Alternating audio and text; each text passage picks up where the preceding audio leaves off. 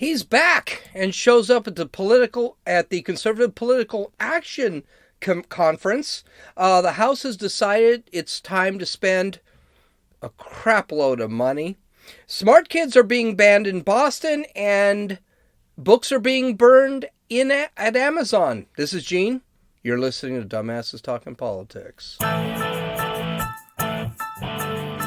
Hey, this is Gene. Welcome back to Dumbasses Talking Politics. Now, I don't know if you noticed this. I actually have a video online. We'll have to see how this works. This is actually a big test ground for me. So I'm actually recording this both as a podcast and as a video cast. Now, I can't lie. Probably the podcast is going to be the most comfortable for me. So if you see my eyes going back and forth, I actually do look at you decide to watch the video on YouTube or on Rumble. I don't know how long I'd last on YouTube. I'm considering how many views I get. Probably not very long. But do not be shocked if a lot of these don't end up there. So the podcast is going to be my primary source because the podcast is audio on YouTube and Rumble. It's not video, and the chances are less likely that I'm going to be banned. So, but I do have show notes. I sit back and I do look at these things. And so you'll notice I actually look back and forth, and you can actually see what I'm doing. So this is not going to be a thing. Now you can actually know how much I'm reviewing my show notes and how much I'm actually doing real talking, just talking out my butt. So you can see this. So Donald Trump held his first speech since he lost the presidency in 2020. And he did it at the CPAC, which stands for Conservative Political Action Committee. They have a conference every year. It's a fantastic conference. Most of the most conservative folk actually show up there. Of course, there were people who didn't show up. Ben Sass didn't show up. Mike Pence didn't show up. And more than likely it was because of Donald Trump. But it was held in, anyway, I go back. It was held in Florida. And it was a great conference. It was actually a really good conference. I didn't see a lot. I spent a lot of time actually watching just Trump's speech. I did get to see Dan Bongino, who's one of my favorites. I got to see the governor from Florida speak, Ron DeSantis. That was a great speech. I saw Ted Cruz speak. That was a great speech. I thought with all of the banning of things, I was going to have a lot harder time finding these, but Fox News played it all, and so did YouTube. I was really surprised about this. But President Trump's speech is what I really wanted to see, because I was curious to see if he was going to F this speech up. I won't lie, I thought he was going to F this speech up. Well, for the most part, it was actually a really good speech. Now, some of the things he said. Let's go over some of the things he said. Trump committed to the Republican Party and denied that he was going to start a third party. Remember, we talked about last week, there was this rumor that there was going to be a third party called the Patriots Party started. That has been debunked. So it's not going to happen. There's not going to be a third party. Trump, and this was really smart of him, I mean, the numbers say it. If you split the Republican Party into two parties, this is not going to work. You're going to have 50% that are going to be right-wing conservatives, and then you're going to kind of be in the middle that love the Patriots Party or vice versa. It's not going to work. There'd be infighting between the Republicans and the Patriots Party, whatever. It wasn't going to work. One of the things that President Trump, and he did say this in his speech, one of the things I need to do is we need to fix the Republican Party. That includes rhinos, and we're going to talk about this later, but that includes rhinos. And if you can see, I'm almost Italian, but I'm not. I'm German Irish. I use my hands a lot. It includes rhinos, which are Republican in name only, and the squishes, like Mitt Romney, who even Mitt Romney said that if Trump ran in 2024, he's going to win. So that's what needs to be flushed out. Ben Sasse, who it really hurts with Ben Sasse. I liked Ben Sasse, but Ben Sasse became a never Trumper, and I'm sorry, we're going to have a problem with that. And one of the things I think the Republican Party, when it comes to squishes and rhinos and never Trumpers, and okay, what's the difference? A rhino is Republican in name only. That's Mitt Romney. They are actually John Roberts of the Supreme Court. They're Republicans. They say they're Republicans, but they do everything that the liberals want. And liberals, I'm not talking about the left. I'm talking about liberals. You've got squishes who are too afraid to do anything about it. Mitch McConnell, I would consider a squish. And then you've got never Trumpers. They just hate Trump. That's Ben Sasse. I would even say to a small extent it is, or Meghan McCain would be a never Trumper.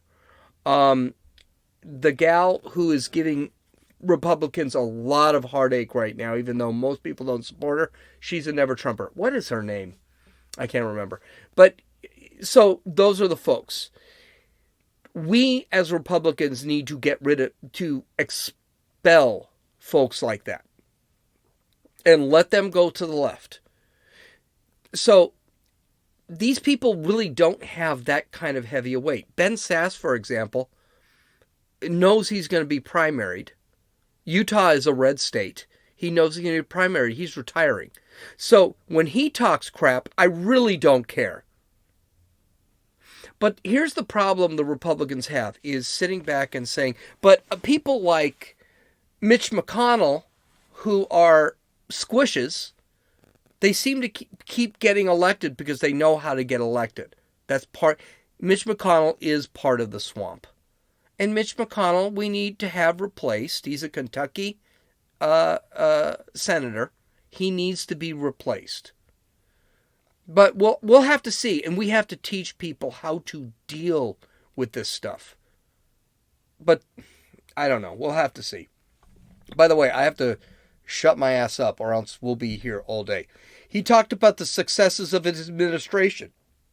By the way, all his successes, I've listed multiple times in previous podcasts. All his successes should be what Trump's riding on. He contrasted his successes with Joe Biden's failures in the last month. Joe Biden has cost America about 20,000 jobs already. If you look at the XL pipeline, he's cost 11,000 jobs right there. The border wall, that's another 4,000 jobs. Right off the bat, you've got to say, I mean, this guy doesn't give a damn. His little excuse that, oh, well, these guys can learn how to make solar panels, which, looking at Texas, never worked. This is just a sad excuse. He's costing American jobs right now. He talked about culture directly. He talked about cancel culture.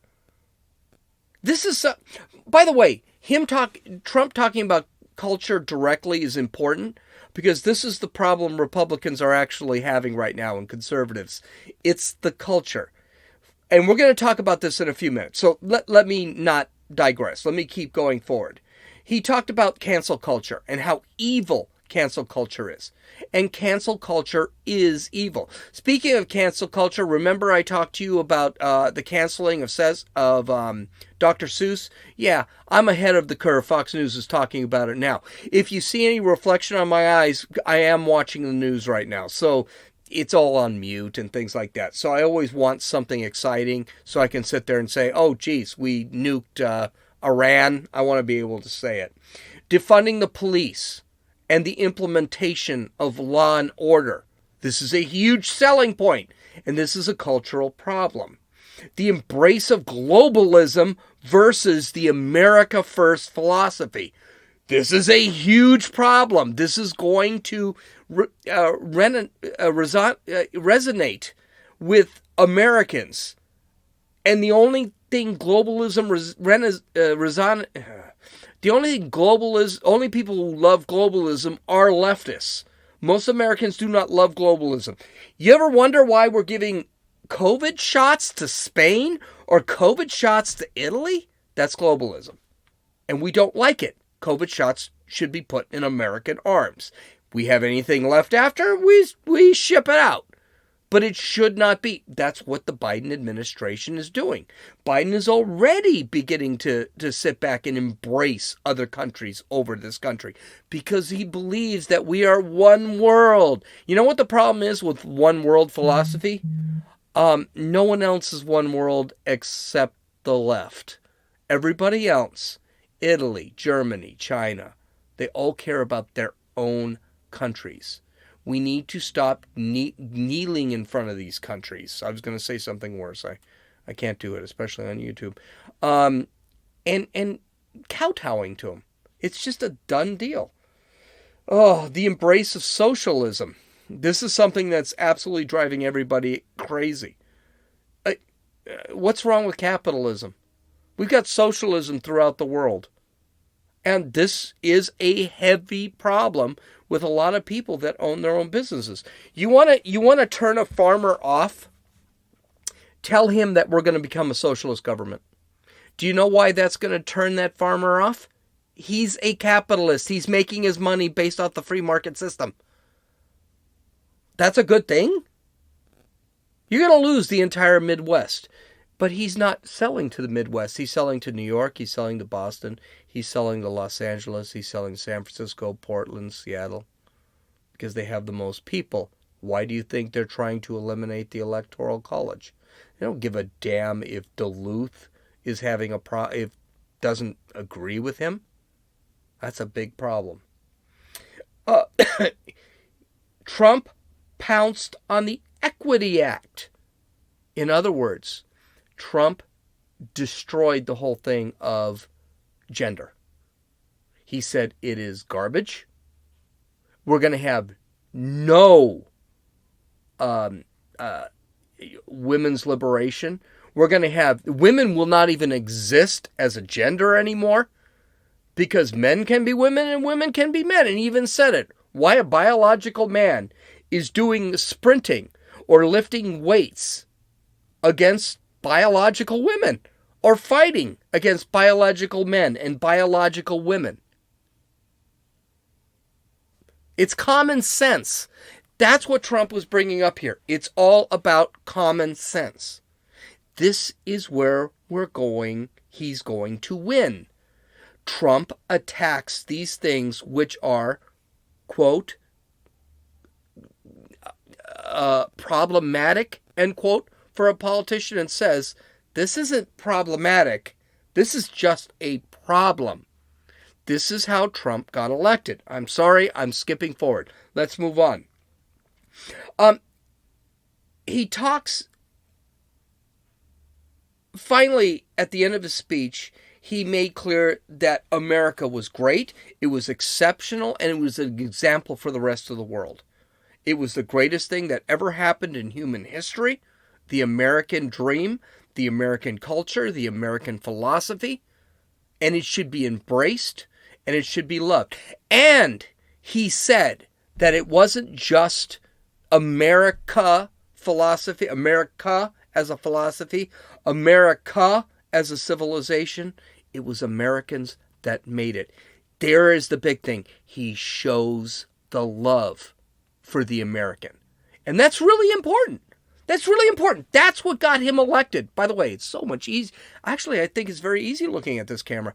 It is very easy if you accept the dream to be an American. And Americans accept the dream and they're out being Americans. They're out being capitalists. They're out being free. And they love their freedom. And he's basically telling you that these people, the Biden administration, all the moderation crap that he's been talking about for the last 2 years is crap. He's not moderate. He's trying to steal your freedoms away. This stuff resonates. There's that word that I just couldn't pronounce 5 seconds ago. This stuff resonates. It works. And this is why he is so popular today. One of the things I was worried about before the speech, I was worried that Trump would ponder too long on his loss during the last election. And now let's be very clear. Do I think there was, and I'm going to say this again, but now you can see me in the eyes. Do I think this Trump actually lost the election? I don't know. Do I think there were shenanigans? Yes. Do I think the Democrats tried to cheat in any way that they could possibly cheat? Yes. No question. Steven Crowder. Okay, I actually, well, 3. I actually subscribe to three different news sources. Daily Wire, which you know about, as a matter of fact. Here's my leftist tears mug. So you know I subscribe to the Daily Wire. I subscribe to Blaze TV because I love Steven Crowder. He was the reason, but there are a bunch of other people I actually love on that station. And I've subscribed to the Epic Times. So I subscribe to a lot of this stuff. And the problem with a lot of right-wing outlets is that they do ponder on this stuff. Steven Crowder is one of the ones that does the most. He actually drove around Arizona, Nevada, and Michigan looking for illegal voting places, which means or illegal properties where people were supposedly living and they weren't. Guess what? He found about 50 of them. And that was just him and his brethren. He found all this crap. And then today's episode, which today is Monday, they actually found that people were changing the voter rolls the day after he announced it in their podcast / Vcast on YouTube. I actually subscribe to Blaze, so I don't bother with that stuff. So yes, I do believe there was some voter fraud. Is it enough to overturn the election? Maybe, maybe not, but maybe that's the route they should have gone. They didn't. I do think it's odd that Pennsylvania basically broke their own voting laws that they had established, and that was not only unconstitutional via the U.S. Constitution, that their voter laws that they changed were illegal to their local constitution. You put all this stuff together, and the voting machines thing I don't know enough about, and I haven't seen any evidence, though I don't know why voter machines are a thing. It should be paper. I also know that Democrats, they wanted mail-in balloting. They wanted no voter ID. They don't want signature verification. They fought against audits and stuff like that. All that put together really leads me to believe, yeah, this was a BS election. We lost the election. By the way, to make you feel better, this wasn't really the first election that was corrupted. So let's get over it. We win in 2022. We win again in 2024. We'll be okay. So let's not really panic about any of this stuff. It's not even if I think this election was completely stolen, the idea is to make sure it's not stolen again. That's all. And it's not the first U.S. election that was stolen or contested, or to this day, we really don't know what happened. So it's good. But here's the problem. We don't need Donald Trump to talk about that, because for 4 months, he was talking about nothing about that. He never talked about how good he did, all the good things his administration did. He talked about how he got screwed in the last election.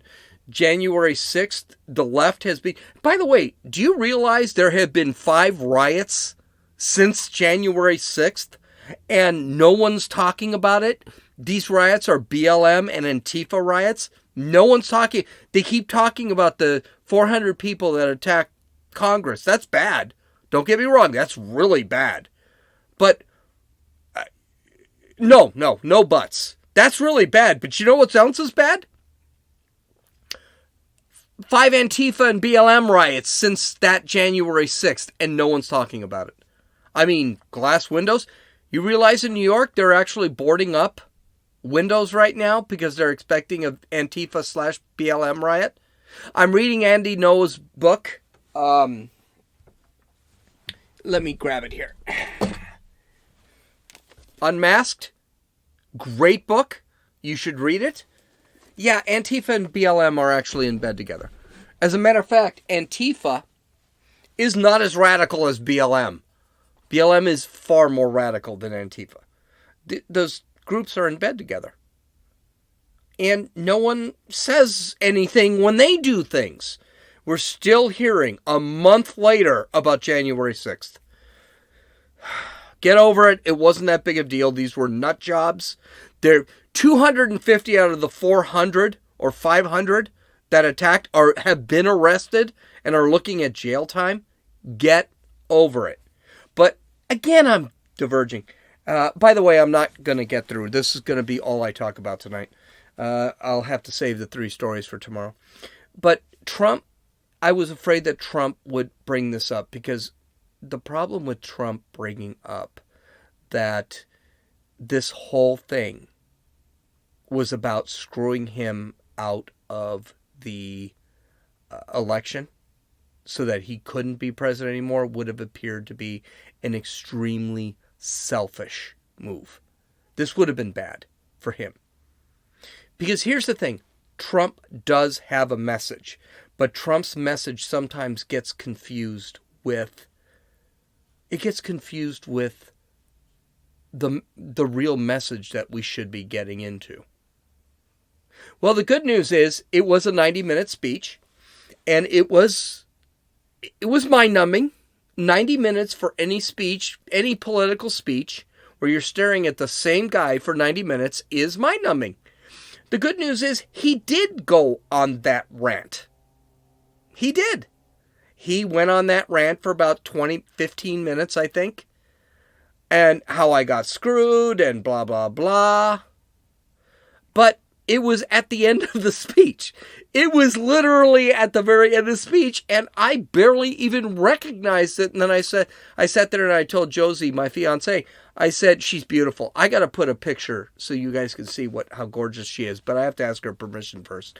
I said, I caught the last 5 minutes of that part of the speech, and I said, oh, well, he did it. He did exactly what I said not to do, but he did it in the end of the speech, and I missed the first 10 minutes of that part. That's a great move. I also love the fact that most of the speech was off a teleprompter. And you could tell he does what I do, where I've got bullet points on my computer, and then I just start talking. He actually had bullet points, and you could see him looking at the teleprompter and then looking straight at the audience and talking for 10 minutes. It was really, really good. It was a good speech. It wasn't a great speech. It was way too long. He did bring up the selfishness, but that's Trump, and we've all come to kind of expect that from him. And then finally, Trump the troll. Trump the troll. A lot of people were wondering if Trump was going to say, I'm running in 2024. And that's going to be our next part here. Is he going to run in 2024? Well, he sat back and said, maybe. But he didn't say he would. And he said, maybe.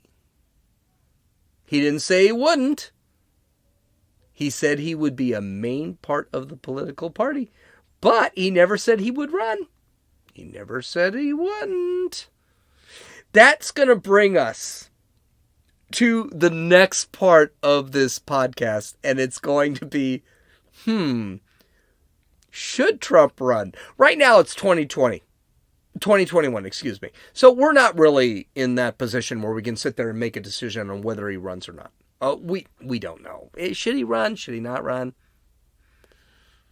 But let's say it's 2022 or 2023. Does he run? That's not that far away. We're already in March of 2021. People are going to be running literally in 6 months. People are going to be joining Senate races. People are going to be joining gubernatorial races. We've got a race where Gavin Newsom is going to be overthrown.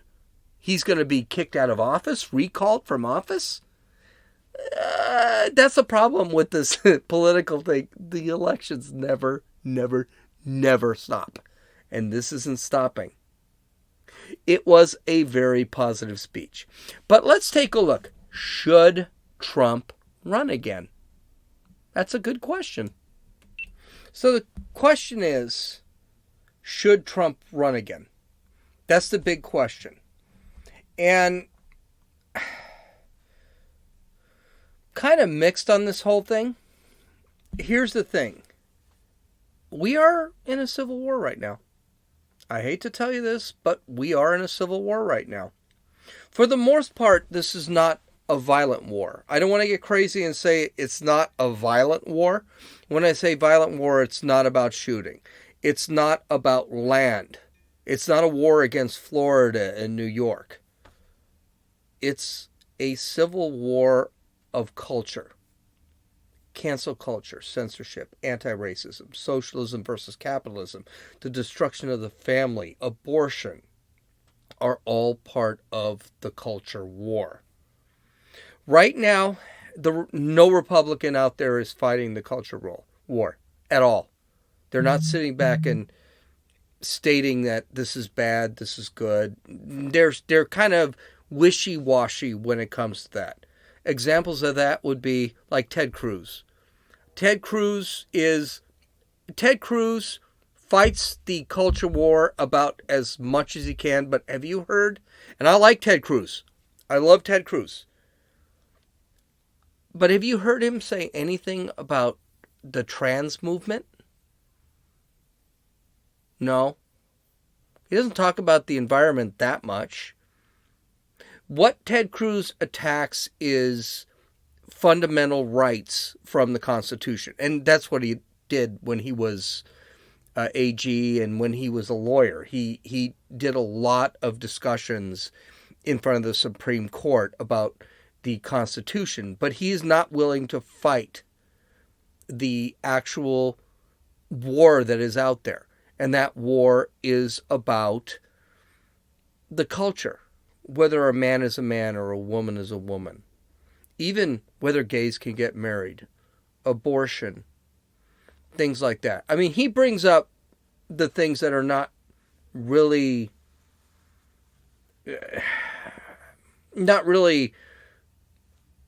unobvious. Like, you can't kill a baby after the baby's been born from a botched abortion and things like that.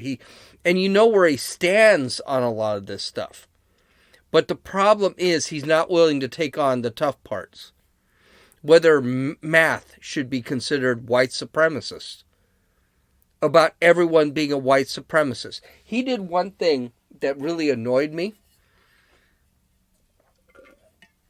And when he went to Mexico, he apologized. Don't apologize. You're not going to win. You're not going to win. Don't bother. That's the culture war. Cancel culture. That's what this whole thing is about. Donald Trump has proven he is ready to fight in this civil war. He is ready to cause the problems for the left. And that's why the left hates him. To this day, the left is trying to throw him under the bus, trying to throw him in jail. I mean, they just got his tax forms. They didn't give a good reason why they needed his tax forms. They were looking for a crime. Here's a newsflash. Lawyering 101. You have a crime, and then you investigate to find evidence of a crime. You don't sit back and say, We need this stuff so we can find a crime. That's fruit of the poison tree. It's illegal. And by the way, his tax records have been looked at by the IRS for the last 40 years. So what's the thing here? The thing here is to get rid of Trump. That's what it is. Nothing more. Get rid of Trump. And this is part. He is willing to fight this. But that doesn't answer the question, should he run again? Well, there's several reasons why he shouldn't. First off, he's 78 years old. He'll be 82 when he gets out of the presidency in 2028. No one has had a good record of running when they're that old. Ronald Reagan had Alzheimer's. It wasn't a good thing. Joe Biden, he's going to be 82 if he's not going to make it. Joe Biden will be out in the next 3 months. I'm telling you right now, he is already being focused. So he'll be out in the next 3 months. Donald Trump, he already talks through his butt half the time. Do you really want him talking out his butt at 81 when he can't be reelected to presidency again? No, probably not. Trump creates his own conflicts. January 6th is an example. This was a time period between the November 3rd election and January 6th that Trump just didn't keep his foot out of his mouth. Trump could have kept doing what he wanted to do to overturn the election, but he kept sticking his foot in his mouth and tried to raise this, revolution thing. This was not a good look. All he had to do is, hey, look, I've lowered unemployment. I've come up with 3 vaccines. We're already heading towards herd immunity. I have moved the embassy in Jerusalem. We've got peace deals in the Middle East, which, by the way, Biden is trying to F up right now. All he needed to do is, I did what I promised you to do. I love you all. This is the greatest country in the world. All he had to do was that. He didn't. And I don't know. He lost a lot of sympathy from people because of January 6th, which is why January 6th, I thought, if these people were conservatives, and I don't think they all were, that really hurt the cause. That really hurt the cause.